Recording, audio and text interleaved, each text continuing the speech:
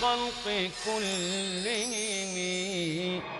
محمد محمد سيد الكونين والثقلين والفريقين من عرب ومن عجم. هو الحبيب الذي ترجى شفاعته. السلام علیکم ورحمۃ اللہ وبرکاتہ. الحمد للہ رب العالمین والصلاة والسلام علی رسولہ الکریم وعلی آلہ وصحبہ اجمعین ومن تبعہ بإحسان الی یوم الدین، اما بعد. محترم بھائیوں اور بہنوں، حدیث کی مشہور کتاب بلوغ المرام کا یہ ترتیب سے سلسلہ چل رہا ہے. اس میں روزمرہ پیش آنے والے بہت سارے کام کاج اور بہت سی چیزوں کے بارے میں احادیث جمع کر دی گئی ہیں تاکہ آسانی کے ساتھ ہر بھائی اور بہن سنت رسول صلی اللہ علیہ وسلم کے مطابق زندگی گزار سکے. اگر اس ایک کتاب کو سمجھ لیں تو ہم سنت کے مطابق یومیہ جو زندگی ہے وہ بڑی حد تک گزار سکتے ہیں. علامہ ابن حجر عسقلانی رحمۃ اللہ علیہ نے حدیث کے ذخائر میں سے اس کا انتخاب کیا ہے اور بڑی جانفشانی کے ساتھ یہ مجموعہ مرتب کیا.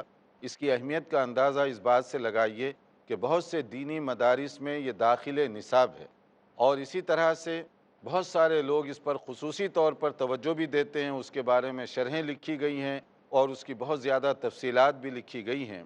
تو اسی لیے ہم نے یہ سلسلہ شروع کیا، اور اس سے پہلے نماز کے حوالے سے بہت ساری باتیں بتائی جا چکی ہیں.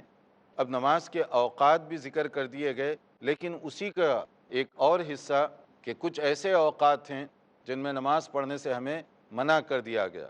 لیکن اس کو شروع کرنے سے پہلے ہم چاہیں گے کہ پچھلے لیکچر میں جو نماز کے اوقات کا ذکر کیا گیا تھا اس کا ایک بار پھر اعادہ ہو جائے. کوئی بھائی اس کا اعادہ کر دے تاکہ ہم اس کی روشنی میں آگے بڑھ سکیں. جی آپ. فجر کی نماز کا وقت صبح صادق سے شروع ہوتا ہے. ظہر کی نماز کا وقت سورج کے زوال کے بعد شروع ہوتا ہے. عصر کی نماز کا وقت جب سایہ مساوی سے بڑھ جاتا ہے تو عصر کی نماز کا وقت شروع ہوتا ہے. اور مغرب کی نماز کا وقت سورج غروب ہونے کے بعد مغرب کا وقت وہاں سے شروع ہوتا ہے، اور اس کے کچھ گھنٹوں بعد عشاء کا وقت شروع ہوتا ہے، اور جو ہے وہ آدھی رات تک رہتا ہے، یعنی شفق غائب ہونے کے بعد. شفق غائب ہونے کے بعد. جزاکم اللہ خیر. یہ ہے نمازوں کے اوقات کے وہ علامتیں جو نبی کریم صلی اللہ علیہ وسلم نے بتائی ہیں. اگر کوئی آدمی کھلے آسمان سے ان علامتوں کو دیکھ کر نماز ادا کرنا چاہے تو وہ پڑھ سکتا ہے اسی کے مطابق. لیکن اگر کوئی آدمی ٹائم ٹیبل کو فالو کرنا چاہے جو آج کل مساجد میں محکمہ اوقاف کی طرف سے اور کچھ لوگ آبزرویٹری ڈپارٹمنٹ وغیرہ کی مدد سے تیار کرتے ہیں، اور آج کل تو بعض جگہوں پر گھڑی بھی بن گئی العصر کہ اس کے اندر خود جو ہے ایسا وہ سسٹم فکس کر دیا گیا ہے کہ ہر نماز کے ساتھ اس کے اندر اشارہ آ جاتا ہے. تو کوئی بھی طریقہ جس سے یہ معلوم ہو کہ نماز کا وقت ہو چکا ہے اس کو اپنا کر آپ پڑھ سکتے ہیں. آج کل یہ بہت ہی زیادہ آسان بنا دیا گیا. اب اس میں کچھ ایسے اوقات ہیں جس میں نماز پڑھنے سے منع کیا گیا. جیسے یہ ایک مشہور حدیث ہے حضرت عقبہ بن عامر رضی اللہ عنہ سے.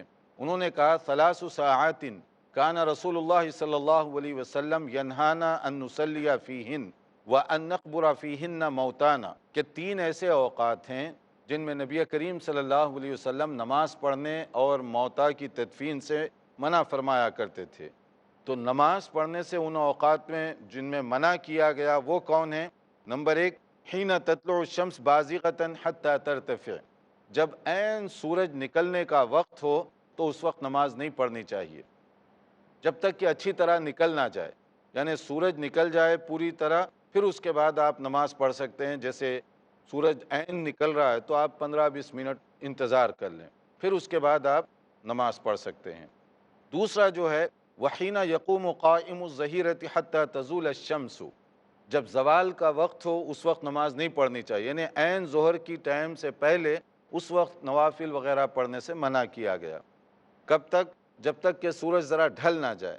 یعنی یہ جو ٹائم ہوتا ہے بالکل درمیان میں آ کر ڈھلنے کا، سمجھ لیجئے کہ زیادہ سے زیادہ یہ 10 منٹ کا وقت. اگر اتنی دیر تک اگر آدمی صبر کر لے تو وہ زیادہ بہتر ہے. ایکچولی وہ 10 منٹ سے بھی کم ہوگا، لیکن احتیاطاً اگر وہ انتظار کر لے تو وہ زیادہ اس کے لیے بہتر ہے. پھر اس کے بعد وحین تتزیف الشمس للغروب، اور تیسری جو چیز ہے یعنی سورج کے غروب ہوتے وقت عین بالکل عصر کے بعد سورج غروب ہونے کا جب ٹائم شروع ہو رہا ہے اس وقت آپ جا کر وہ پڑھنا چاہیں تو یہ تینوں اوقات ہیں جن سے منع کیا گیا.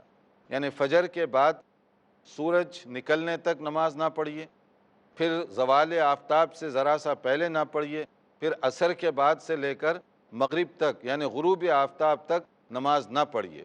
لیکن یہ جو حکم ہے اس سے کعبۃ اللہ کو استثناء حاصل ہے. جیسے نبی کریم صلی اللہ علیہ وسلم نے فرمایا یا بنی عبد مناف لا تمنعوا احدا طاف بهذا البيت وصلى ایۃ ساعۃ شاء من لیل او نہار.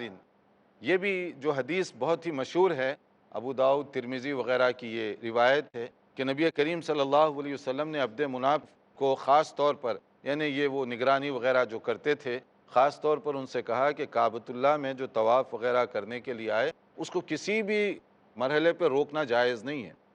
دن میں کوئی بھی گھنٹہ ہو، رات میں ہو، کبھی بھی ہو، وہ آئے گا طواف کرے گا، یہ ہمیشہ اوپن ہونا چاہیے. اسی طرح طواف کے بعد وہ 2 رکعت پڑھے گا، ہمیشہ اس کی گنجائش ہونی چاہیے. اسی طرح سے بعض محدثین اور بعض علماء نے اس سے یہ بھی استنباط کیا ہے کہ اگر وہاں پر کوئی نوافل وغیرہ پڑھنا چاہے کعبۃ اللہ مسجد حرام وغیرہ میں تو اس کے لیے بھی یہ پابندیاں نہیں ہوگی، اس کے لیے بھی وہاں اس کی گنجائش ہوگی. بعض علماء کا خیال ہے کہ نوافل میں احتیاط کریں آپ، فجر کے بعد سے لے کر سورج نکلنے تک، عصر کے بعد سے لے کر مغرب تک وہاں بھی احتیاط کریں. لیکن وہاں جو طواف کر رہے ہیں طواف کے بعد جو 2 رکعت ہے اس میں کوئی ٹائم کی پابندی نہیں ہے. جنرل نفل اس میں پابندی ہے جیسے عام جگہوں پر ہے، لیکن طواف کے بعد کی 2 رکعت جو ہیں اس میں کوئی پابندی نہیں ہے، جب چاہے آپ وہاں پر پڑھ سکتے ہیں. فجر کے بعد پڑھیں، عصر کے بعد پڑھیں، یا جب بھی آپ کو موقع ملا پڑھ سکتے ہیں. یہ دونوں قسم کی باتیں اس سلسلے میں کی جا رہی ہیں. یہ ہے کچھ اوقات کے بارے میں. اب اس کے بعد میں دیکھیے نبی کریم صلی اللہ علیہ وسلم نے جو فجر کے بعد نماز سے منع کیا اس میں ایک کی گنجائش بہرحال ہے، وہ ہے اگر کسی کی سنت رہ گئی، سنت پہلے پڑھیں گے بعد میں فرض پڑھیں گے فجر میں، لیکن کسی کی سنت رہ گئی، وہ مسجد میں گیا جماعت ہو رہی ہے تو کیا کرے گا؟ وہ پہلے جماعت میں شامل ہوگا. سنت پڑھتے ہوئے کنارے جیسے ٹھہرتے ہیں وہ صحیح طریقہ نہیں ہے. صحیح سنت کے مطابق طریقہ یہ ہے کہ جب آپ مسجد میں داخل ہوں، فرض نماز ٹھہر گئی، کوئی نماز نہیں پڑھ سکتے، جماعت کے ساتھ شامل ہو جائیے. اور چونکہ سنت رہ گئی ہے تو فرض ختم ہوتے ہی وہیں پر پڑھ سکتے ہیں، اس کی اجازت. جنرل نفل سے منع کیا گیا لیکن چھوٹی ہوئی سنت اس وقت آپ پڑھ سکتے ہیں. جیسے حدیث میں کہا گیا عن ابن عمر رضی اللہ عنہما ان رسول اللہ صلی اللہ علیہ وسلم قال لا صلاة بعد الفجر الا سجدتین، کہ رسول اکرم صلی اللہ علیہ وسلم نے ارشاد فرمایا کہ صبح کی نماز کے بعد سوائے 2 سجدوں کے اور کسی کی اجازت نہیں ہے. یعنی اس سے مراد عموماً وہ جو سنت رہ گئی ہے اسی کو مراد لیا گیا ہے. جیسے کہ ایک اور حدیث میں اس کی مزید وضاحت کی گئی لا صلاة بعد طلوع الفجر الا رکعتي الفجر، یعنی یہ جو سنت رہ گئی تھی اس کو آپ پڑھ سکتے ہیں. اور اسی طرح عصر کی نماز کے بعد صرف ایک نماز عموماً نوافل کی اجازت نہیں ہے، مگر کوئی آپ کی فرض نماز رہ گئی، مثلا مان لیجئے کہ آپ کام میں مصروف تھے، آپ کو یاد نہیں رہا، ظہر کی نماز نہیں پڑھے، عصر کا وقت ہوا، عصر کی نماز آپ پڑھ لیے. عصر کی نماز فرض پڑھنے کے بعد اچانک یاد آیا اوہو آج تو میں نے ظہر نہیں پڑھی، تو پھر کیا کریں گے؟ آپ مغرب تک انتظار کریں گے؟ نہیں. صحیح طریقہ یہ کہ جب بھی یاد آ جائے وہ فرض نماز اگر چھوٹی ہے فوری وہ پڑھ سکتے ہیں، عصر کے بعد بھی پڑھ سکتے ہیں، کیونکہ آپ کی یہ فرض تھی جو اتفاق سے چھوٹ گئی اور آپ کو بعد میں اگر یاد آئے تو آپ پڑھ سکتے ہیں. یعنی ممنوع اوقات میں جنرل نوافل پڑھنے سے منع کیا گیا، یہ نفل میں نہیں ہے، یہ تو آپ کی فرض ہے جو بائی چانس چھوٹ گئی تھی تو اس لیے اس وقت پڑھنے کی آپ کو جو ہے اجازت دی جا رہی ہے. تو یہاں تک تو یہ مسئلہ ہوا کہ کس وقت آپ نماز پڑھیں گے، نوافل کب پڑھیں گے، کس جگہ پڑھیں گے، کیا کیا اس کی شرائط ہیں. تو آگے بڑھنے سے پہلے میں چاہوں گا کہ یہاں تھوڑی دیر کے لیے رکوں تاکہ آپ لوگوں سے بھی میں پوچھ لوں کہ یہ چیزیں اچھی طرح سمجھ میں آ گئی ہیں یا نہیں ہیں. مثلا اب آپ بتائیے کہ کس جگہ کے رہنے والوں کے لیے جنرل پرمیشن ہے کہ وہاں پر جو ہے ڈے اینڈ نائٹ جب بھی جائیں نماز پڑھ سکتے ہیں؟ کون سی جگہ ہے؟ کعبۃ اللہ. کعبۃ اللہ. کعبۃ اللہ میں جو ہے جب بھی آدمی طواف کرے گا طواف کی اجازت ہے، 2 رکعت پڑھے گا 2 رکعت کی اجازت ہے. تو اس کے لیے ماشاءاللہ پوری سہولت دی گئی ہے۔ اور کوئی ایسی نماز ہے جو جب یاد آیا جب پڑھ سکتے ہیں، ممنوع اوقات میں بھی۔ فرض نماز، فرض نماز اگر کوئی چھوٹ گئی اور عصر کے بعد یاد آیا تو فوری آپ پڑھ سکتے ہیں اس کو۔ تو دیکھتے رہیے ہمارا یہاں پروگرام، اس کے بعد جو ہے نماز اور اس کے اوقات کے علاوہ اب اذان، اقامت وغیرہ اس سلسلے میں ہم بیان کریں گے تھوڑے سے وقفے کے بعد انشاءاللہ۔ محمد سید الکونین والثقلین۔ ناظرین، یہ کتاب الصلاۃ کا سلسلہ چل رہا تھا جس میں نماز سے متعلقہ مختلف امور بہت تفصیل سے بیان کیے گئے ہیں۔ اس سے پہلے ہم نے وہ ساری چیزیں بیان کی کہ اوقات کیا ہیں، نوافل کا طریقہ کیا ہے، اس کے ٹائم ٹیبل کیا ہیں۔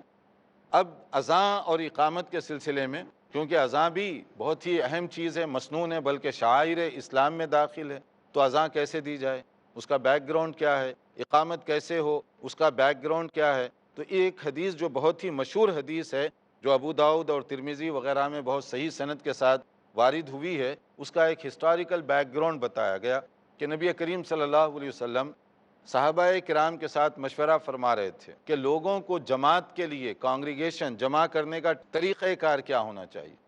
اب لوگ اپنے اپنے اس زمانے میں جو رواج تھا، کوئی دیکھتے تھے نصرانی جو گھنٹا بجاتے تھے، تو کسی نے کہا کہ ہم بھی ایسا کوئی گھنٹا بجائیں تاکہ لوگوں کو پتہ ہو کہ نماز کا وقت ہو گیا ہے، یا کسی نے کہا کہ نہیں، کوئی ایسا زور سے آواز جو ہے نا، ہارن وغیرہ، جس سے زور سے آواز آئے، ایسے آواز پھونک دی جائے۔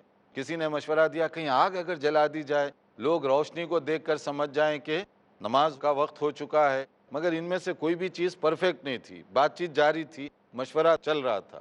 اتنے میں یہ ہوا کہ ایک مشہور صحابی حضرت عبداللہ بن زید بن عبد رب، ایک مشہور صحابی ہیں، اللہ کا کرنا دیکھیے، ان کو خواب میں آیا۔ خواب میں کچھ اس طرح سے محسوس ہوا کہ کوئی آدمی آیا ہے جس کے ہاتھ میں کوئی ایک خاص چیز ہے جو ہارن نما ہے۔ تو اس کو دیکھ کر انہوں نے کہا کہ یہ مجھے دے دو۔ وہ پوچھا کیا کرو گے؟ کہا کہ اس میں آواز نکالوں گا تاکہ لوگوں کو پتہ ہو کہ نماز کا وقت ہو گیا ہے۔ اس نے کہا کہ میں تمہیں اس سے اچھی بات بتا دیتا ہوں۔ کہا کیا ہے وہ اچھی بات؟ تو پورا اذان کا طریقہ وہ بتایا۔ تو ان کو سمجھ میں آیا کہ یہ بائی چانس خواب نہیں ہے، یہ تو اللہ تعالیٰ کی طرف سے خاص اشارہ کیا گیا۔ تو دوڑے دوڑے یہ نبی صلی اللہ علیہ وسلم کی خدمت میں حاضر ہوئے اور آپ کو یہ سارا بتایا۔ تو آپ نے کہا کہ ہاں، یہ اللہ کی طرف سے ہی اشارہ ہے۔ تو پھر اس کے بعد یہ ہوا کہ یہ تو واقعی اذان کے لیے بہت مناسب ہے، اس میں اللہ کی حمد و ثنا، کبریائی، بڑائی ہے، اسلامی عظمت اور شعار کا اظہار ہے، تو یہ بہت اچھی چیز ہے۔ اس کے بعد نبی صلی اللہ علیہ وسلم نے فرمایا انہا لرؤیا حق، یہ جو خواب ہے یہ جسٹ خواب نہیں ہے بلکہ برحق خواب ہے۔ تو اس کا مطلب خواب کی بھی مختلف شکلیں اور قسمیں ہیں، بعض خواب برحق بھی ہوتے ہیں، لیکن یہاں پر کون سا خواب برحق ہے کون سا نہیں ہے یہ تو آدمی اپنے تجربے اور مشاہدے سے بھی تھوڑا بہت پہچان سکتا ہے، لیکن یہاں تو چونکہ نبی کریم صلی اللہ علیہ وسلم نے اس کی تصدیق فرما دی تو اس میں کوئی شک و شبے کا امکان باقی نہیں رہا۔ اب جب نبی صلی اللہ علیہ وسلم نے ایک صحابی کو اس بارے میں تاکید کی کہ ٹھیک ہے تم اذان دے دو، حضرت عمر رضی اللہ عنہ نے بھی ایگزیکٹلی اسی سے ملتا جلتا خواب دیکھا تھا۔ وہ پھر بھاگے بھاگے آئے کہ یا اللہ کے نبی صلی اللہ علیہ وسلم، اس طرح کا تو مجھے بھی آیا ہے خواب۔ تو اس کا معنی یہ ہوا کہ یہ ایک سے زیادہ ذرائع سے کنفرم ہوا۔ پھر نبی کریم صلی اللہ علیہ وسلم نے اس میں ایک صحابی کا انتخاب کیا، خاص طور پہ اذان کے سلسلے میں کہ اذان کون دے اور کیسے دے۔ تو آپ جانتے ہیں حضرت بلال رضی اللہ تعالیٰ عنہ وہ عموماً اذان دیا کرتے تھے۔ اذان دینے کا جو ان کا اپنا انداز تھا، نبی صلی اللہ علیہ وسلم نے مختلف اسباب سے ان کو منتخب کیا تھا اذان دینے کے لیے۔ تو اس کا معنی یہ ہوا کہ اذان اگر کوئی ایسے ساتھی اس وقت دیں جن کی آواز خوبصورت ہو، بلند آواز ہو، تو وہ زیادہ بہتر اور اس کی زیادہ اچھی اور اعلیٰ شکل ہوگی۔ جیسے کہ فرمایا گیا عن نبی محذورہ رضی اللہ تعالیٰ عنہ ان النبی صلی اللہ علیہ وسلم اعجبہ صوتہ فعلمہ الاذان، ایک صحابی آئے، ان کی آواز بڑی پیاری تھی، تو نبی صلی اللہ علیہ وسلم نے پرسنلی ان کو اذان سکھائی کہ ایسے اذان دو تاکہ یہ خوبصورت آواز میں اذان دی جائے۔ تو اس میں ایک پوائنٹ یہ معلوم ہوتا ہے کہ اذان ایک تو اسلامی شعار کی بلندی عظمت کا اظہار ہے، وہ خوبصورت انداز سے ہونا چاہیے، ورنہ عام طور پر جو اذان دینے کا انداز ہوتا ہے، لگتا ہے کہ جس کو کوئی کام نہیں ملا وہ اذان دینا شروع کر دے۔ یہ بہت ہی غلط طریقہ ہوگا جو ہمارے درمیان رائج ہے، اور اذان دینے والے کو پتہ نہیں کیا کیا نام لوگ دیتے ہیں، تو اس سے وہ لوگوں کی مینٹالٹی بھی اس سے اندازہ ہوتا ہے کہ کس طرح کے القاب کس کو دیے جا رہے ہیں۔ اذان دینے کی بہت بڑی فضیلت ہے، اللہ تعالیٰ قیامت کے دن ان کے درجات کو بہت بلند فرمائے گا، یہ بڑی ذمہ داری سے یہ کام کر رہے ہیں۔ تو اذان کے لیے جس آدمی کو اپوائنٹ کیا جائے اس کے اندر کوشش کرنی چاہیے کہ وہ بہتر سے بہتر آواز والا ہو، اذان میں ایسی اٹریکشن ہو کہ سن کر لوگوں کا جی چاہے کہ اس مسجد میں جائے، یہ نہ ہو کہ اذان شروع کرتے ہی لوگ کان کو ہاتھ لگا دیں۔ یہ چیز جو ہے اذان دینے والے کے لیے بھی اچھی نہیں ہے، اذان کے ساتھ بھی یہ ایک عجیب و غریب معاملہ ہوگا۔ اور اسی طرح سے اذان کے سلسلے میں ایک اور جو چیز بتائی گئی اس کے آداب میں کان میں انگلی رکھنے کی، اس کے مختلف فائدے ہیں۔ ایک فائدہ یہ کہ اس کے ذریعے سے آواز بلند ہوتی ہے، دوسرا فائدہ یہ کہ اذان دینے والے کو اس کا نقصان نہیں ہوتا آواز بلند کرنے کی صورت میں انگلیاں رکھ کر۔ تیسرا یہ کہ اگر کوئی آدمی جو سن نہیں سکتا بہرا ہے اس کو بھی تھوڑا سا اندازہ ہو جائے گا اگر اس کو دیکھ لے کہ یہ اذان دے رہا ہے۔ کئی حکمتیں ہیں اس کے اندر۔ اسی طرح سے اذان دینے میں ایک اور بات جو بتائی گئی، حی علی الصلاۃ اور حی علی الفلاح پر جب پہنچے تو دائیں اور بائیں صرف اپنا چہرہ اپنی گردن گھما لے، یعنی حی علی الصلاح کے اندر تھوڑا سا رائٹ سائڈ پر وہ ٹرن کرے، سینہ نہیں ٹرن کرے گا، اپنی گردن صرف۔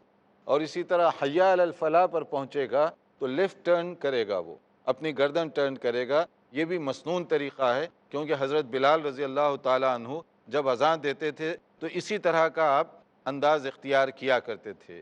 اور اقامت، اس کے لیے جو الفاظ اس کے اندر استعمال کیے گئے اس کے اندر بھی ہمیں دیکھنے کی ضرورت ہے کہ اس میں عام طور پر کون سے الفاظ ہیں اور کس طریقے سے اذان اور اقامت جو ہے نا نبی کریم صلی اللہ علیہ وسلم کے زمانے میں رائج تھی، کیونکہ میرا خیال ہے کہ یہ اکثر و بیشتر اصحاب سنتے رہتے ہیں اذان کے الفاظ، اقامت کے الفاظ، اس کو دہرانے کی اتنی ضرورت نہیں، مگر اس میں ایک اصول یہ رکھیں یاد جو کہ اس میں بتایا جا رہا ہے، صحیح مسلم کی حدیث ہے اور بھی حدیث کی مختلف کتابوں میں یہ درج ہے، ان انس رضی اللہ تعالیٰ عنہ قال، کہ حضرت انس رضی اللہ عنہ یہ بیان فرماتے ہیں، امر بلال ان یشفع الاذان ویوتر الاقامہ الا الاقامہ، حضرت بلال رضی اللہ عنہ کو خاص طور پر حکم دیا گیا اذان جب دو تو وہ ڈبل یعنی ہر کلمہ اللہ اکبر پھر اللہ اکبر، اشہد ان لا الہ الا اللہ 2 بار، اشہد ان محمد رسول اللہ 2 بار، اسی طرح سے۔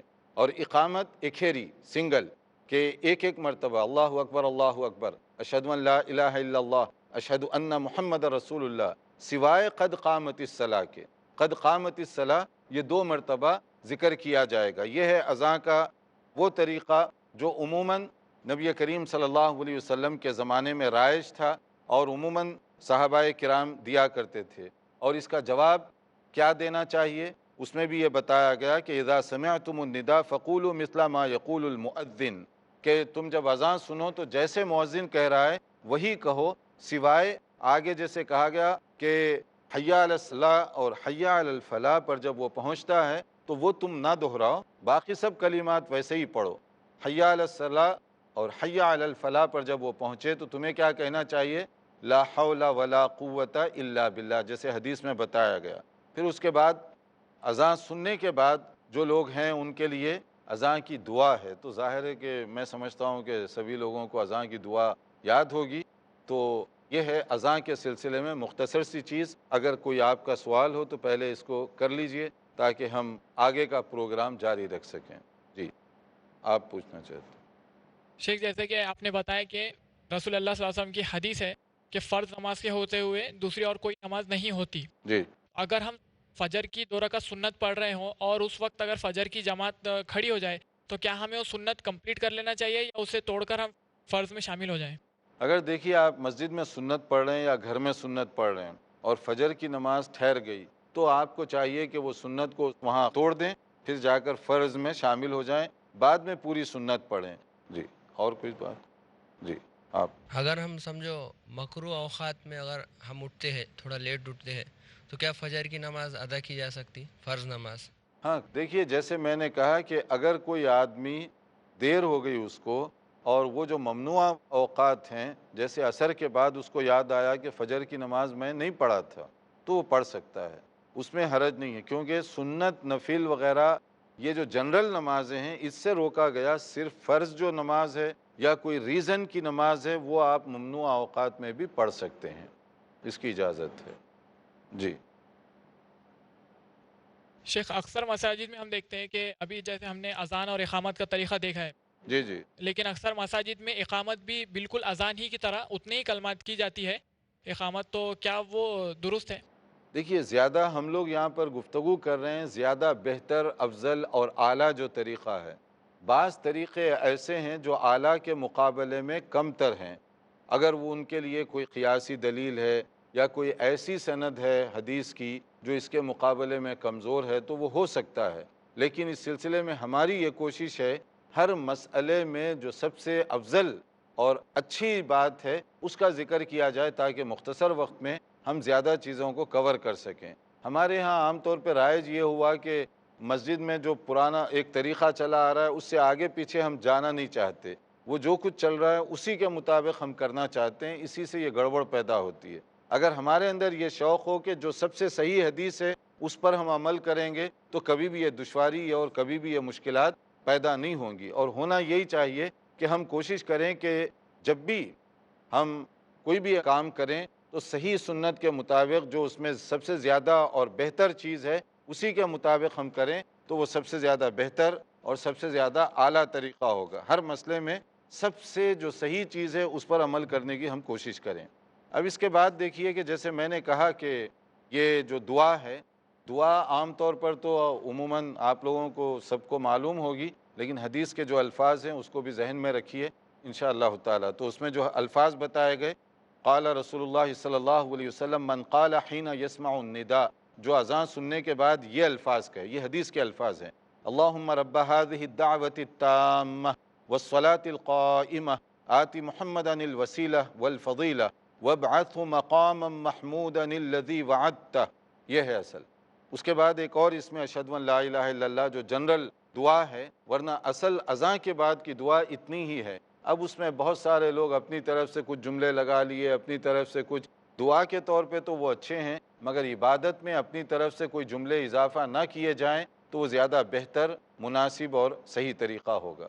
اسی طرح سے دعا سے پہلے اگر آدمی درود پڑھ لے، اور ایک اور حدیث میں جیسے آتا ہے رضیت باللہ ربا وبالاسلام دینا وبمحمد نبی و رسولہ، تو یہ بھی اس کے لیے زیادہ بہتر شکل ہوگی۔ اس کے بعد یہاں ہمارا وقت پورا ہو رہا ہے، اور بھی باتیں بہت ساری باقی ہیں، دیکھتے رہیے ہمارا پروگرام۔ بقیہ چیزوں کے لیے انتظار کیجیے اگلے لیکچر کا، انشاءاللہ نئی معلومات کے ساتھ اگلے لیکچر میں حاضر ہوں گے۔ والسلام علیکم ورحمۃ اللہ وبرکاتہ۔ مولاي صل وسلم دائما أبدا على حبيبك خير الخلق كلهم محمد سيد الكونين والثقلين والفريقين من عرب ومن عجم، هو الحبيب الذي ترجى شفاعته، هو الحبيب الذي ترجى شفاعته، لكل هول من الأهوال مقتحم. مولاي صل وسلم دائما